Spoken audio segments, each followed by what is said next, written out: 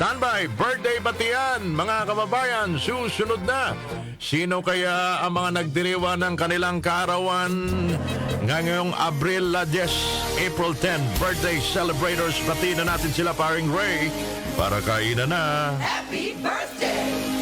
Paring Roy de la Cruz, maraming salamat sa iyong birthday song. Para sa nagdiriwang ng kanilang karawan. Opo. Happy birthday. Siya nga po. Yan, maligayang kaarawan sa nag-iisang Miss Candy Santos. Sa lahat po na nakilala, sa lahat na nakikilala kay Miss Candy Santos, siya po ay nagdiriwang ng kanyang kaarawan today. Happy birthday, Miss Candy! Ang pagbati mula kay Papa Ram Malyari Jr. Your love. Yan. Happy birthday, Candy Santos, from Boss Ram Malyari Jr. Mula kay Brian T-Bone Kitoriano. Saan ba tayo magsa-celebrate ng birthday mo, Maring Candy Santos?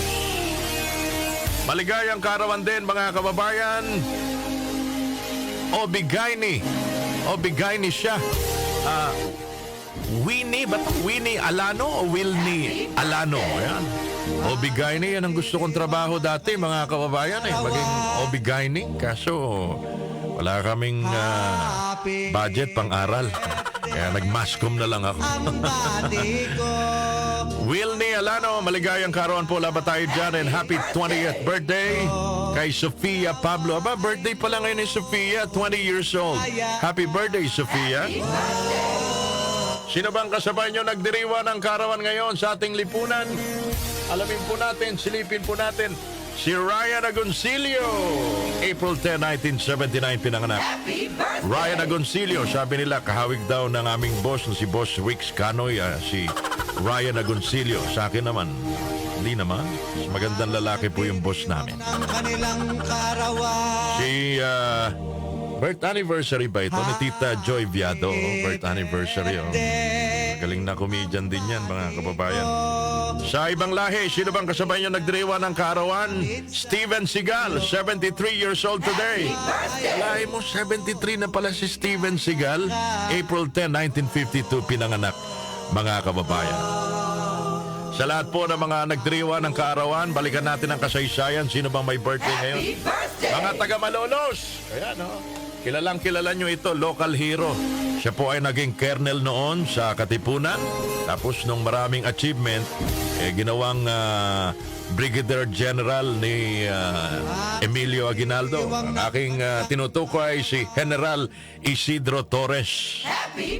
Pinanganak April 10, 1866 sa Malolos, Bulacan.